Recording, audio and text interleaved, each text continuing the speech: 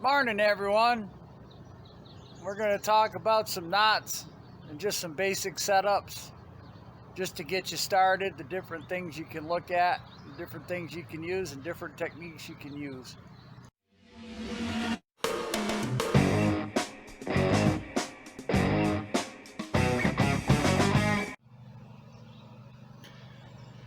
Hey guys, as you can see, sinkers come in all different shapes, sizes.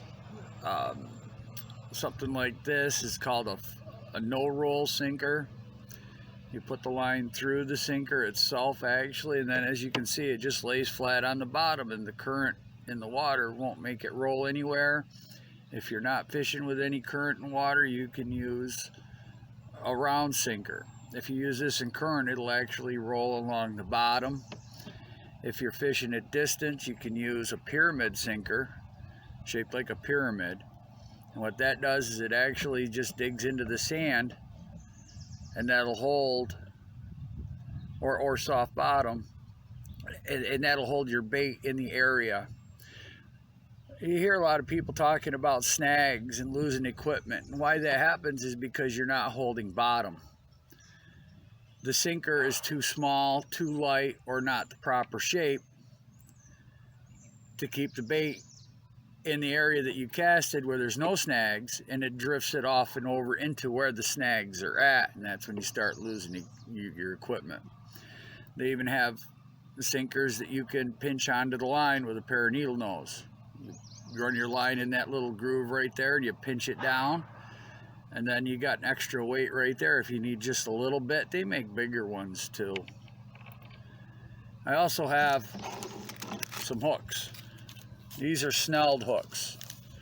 These all come in different sizes and shapes, and the long part here is called the shank of the hook. And you can get long shanks, you can get short shanks. Some of them, I don't know if I can get this to focus or not, they're called a bait holder hook. And what that does is that's got barbs on it. Hey, you might be able to get to see that one. See if I pop one out here. And what that does is that'll hold your worm onto the shank of the hook so that the bend's open so that you can catch the... Let's see if I can...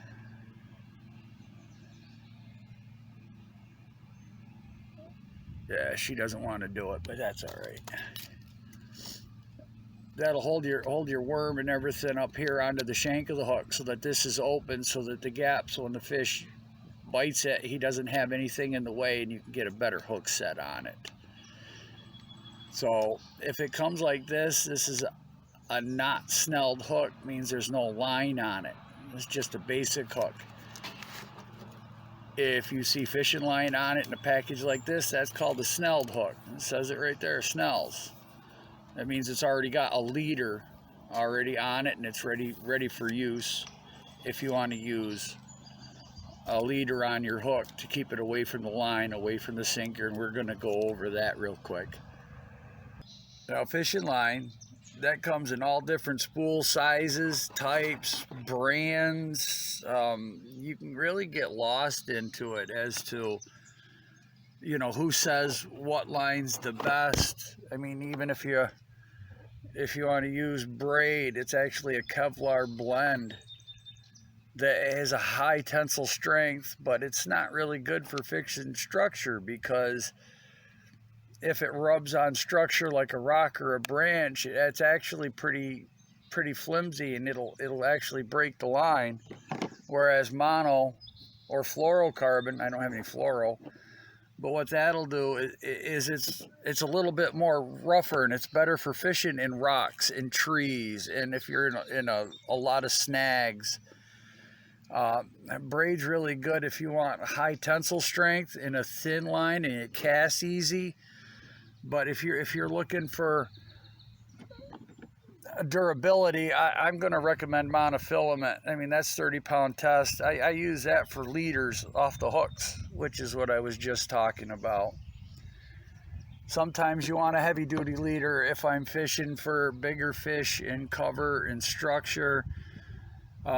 Sometimes I want to use an orange line, because I want to see where, you know, the line's going when I catch the fish. I fight the fish, whether I'm casting it or if I want to watch to see if the line's jerking, if I'm getting bites on it. And I'll use yellow too, but then if I'm in clear water, I'm going to use a clear line like this, or even this is considered clear because it's going to blend into the water. If you're fishing for a shy fish, you're going to want clear line.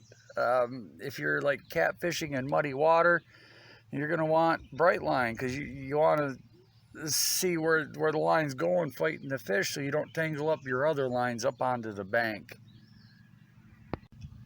Knots are very important too. If I just tie a regular knot into fishing line, chances are it's just going to slip right off and it's not going to hold very well. So, you know, just a regular overhand knot is not going to hold and break or slip real easy. So there's certain knots that you need to use. And one of the easiest knots that I know of is you just run it through your main line through, and then what you're going to do is go back through the same way.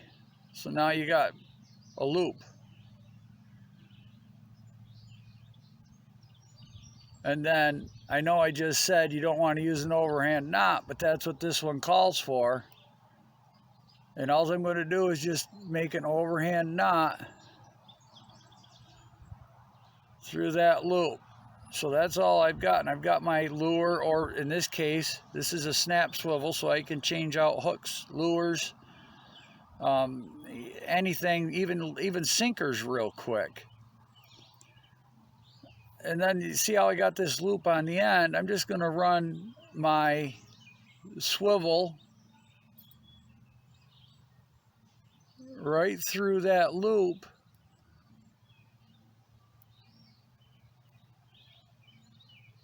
And then I'm just going to slowly pull it down. And when I get to this point right here, what I'm going to do is I'm going to wet it. Now I got a bowl of water over here. I don't exactly want you guys, I don't want to put spit on it and have you guys all look at that.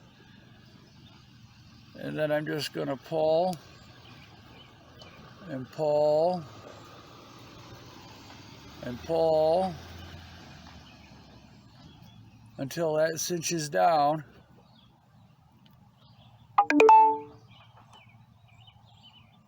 And then I've got a nice knot. I'm going to take my tag end. I'm going to trim it.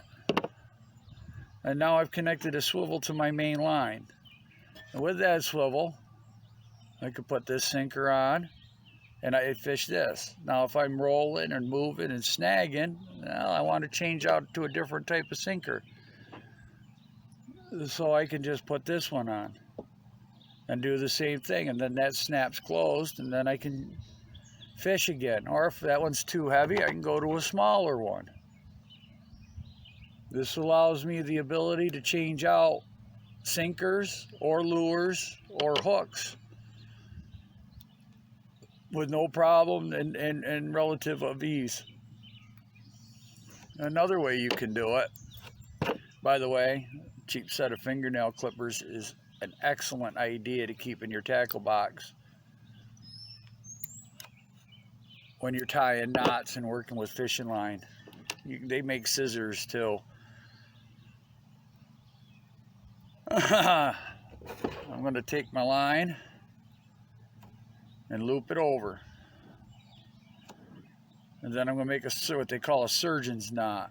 I'm going to go around once, just a regular overhand knot, but I'm going to go around twice.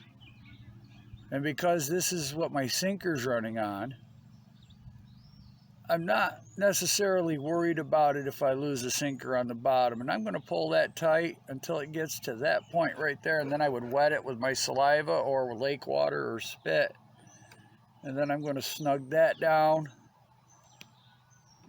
And then I'm going to trim that tag end. And then there again, all I got is a loop. But if I want, I can run that loop through the eyelet of my sinker.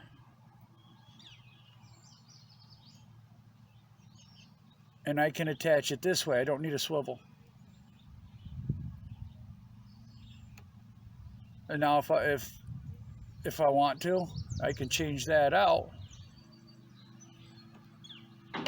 Again, same way. Yeah, we'll go with this one.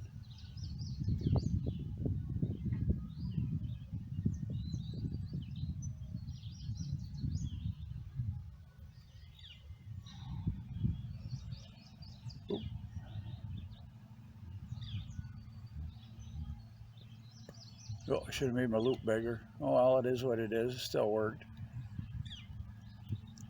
And then I've got a different sinker on. Just a couple of ideas to attach a lead weight or a sinker or a lure to your line. So now we have our sinker attached. Now we got to get a hook on the line. I'll pull a little bit of line off right here. And then, you know, it all depends. 12 inches, 16 inches, somewhere in there you're going to want to put a hook on. And now you got the sinker down here, and then when your line comes up, your hook's going to be dangling here so that the fish, can get to the bait and you don't have the sinker in the way. What I have here is this is called a bear paw. And what this does is it allows you to put a hook on your line that's already snelled, which is what we talked about here. And all you do to attach a hook to your line here is you make a little loop, and you put that loop through the back end of that hollow tube. That's all that is just a little piece of plastic. And then the other end here, you got some grooves. I don't know if yeah, there we go. So where you got the peg end here is where you want to put the loop for your main line,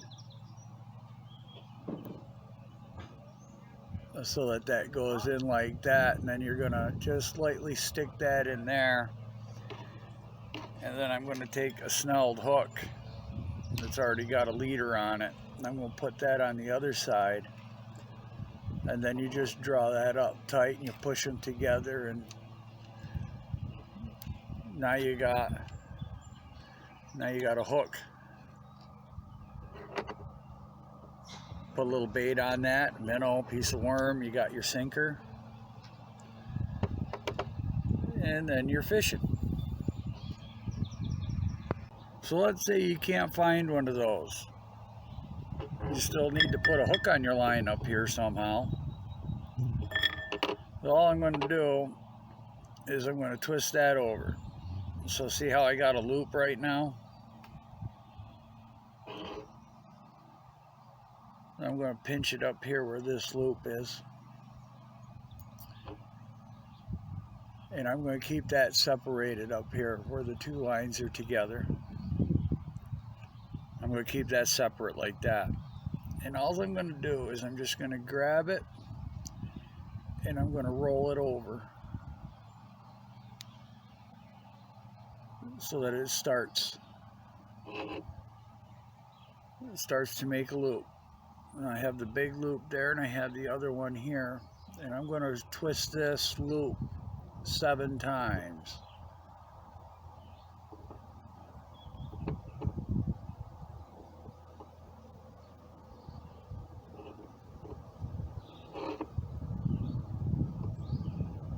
It's kind of tricky to do this, but if you keep practicing, you'll figure it out.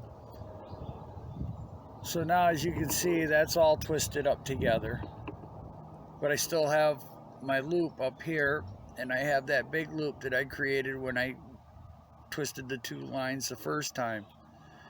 I'm going to take this single line down here, and I'm going to run that through that loop that I've got up top there.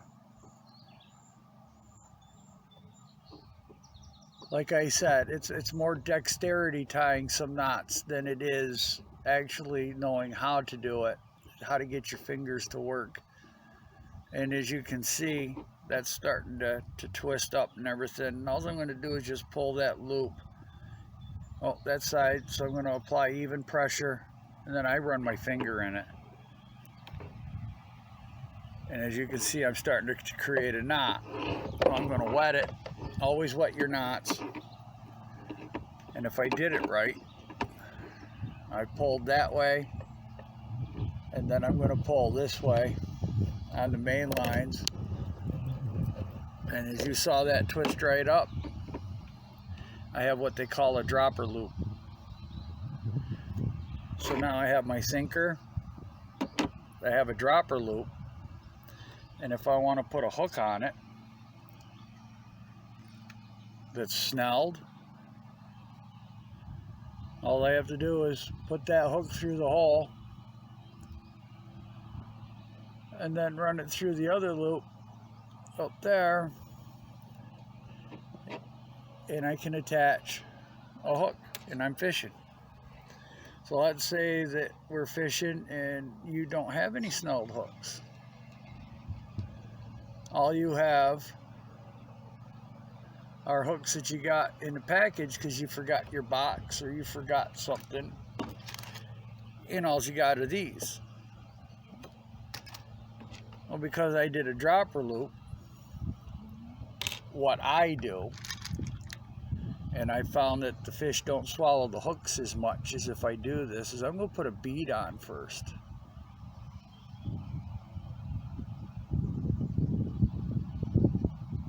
Sometimes this is kind of hard, depending on the thickness of your line. Sometimes you got to pinch that down a little bit, your loop. Make sure I get my hands in the camera here. And for some reason I'm struggling, and I don't know why.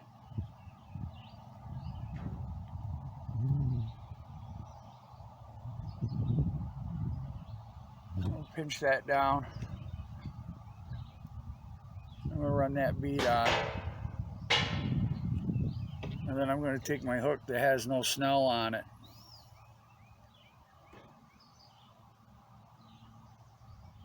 And I'm going to run that loop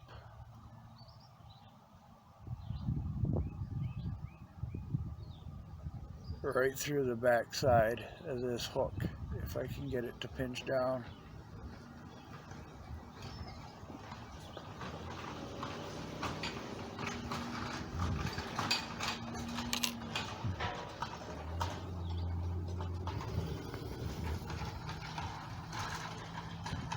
As you can see, I mean, I've been doing this for a long time, and even I'm struggling. I mean, it happens. You just gotta roll with the punches there. Now that I got it through, that's all I did, is I'm going to take the hook and run it through that hole, and then the bead falls down, and then I'm fishing. I got my sinker, I got my hook, I just got to put bait on it, and I'm fishing. Well, guys, I tried not to make this too long of a video, but there's just a lot of depth to tying knots and rigs, and I hope this is just a good video to get you guys started, those of you who haven't fished before. Just practice those knots. That's the biggest thing I can tell you, because that's your weakest point on the fishing line. If you catch 2 or 3 fish, retie. The knots are designed to get stronger and stronger and tighter, and that's when they break. So by retying, you're not checking your line for nicks. You never know what you're going to hook into when you're fishing. If you get the big one and it breaks your line, then you're all heartbroken. It's happened to me quite a few times. I don't retie enough. If you want to see other videos, or you want me to put out a different video for something that you're interested in, drop something in the comments down below, and I'll try to get a video out on that as soon as possible. But thanks for watching this. If you like what you see, give me a thumbs up, subscribe, ring the bell, get a notification when I do another video. I talk fun, fishing, football, food, family, anything with an F. I try to give out information that not a lot of people talk about. That's why it's classified. I want you all to have that information, and I want you all to have a great day.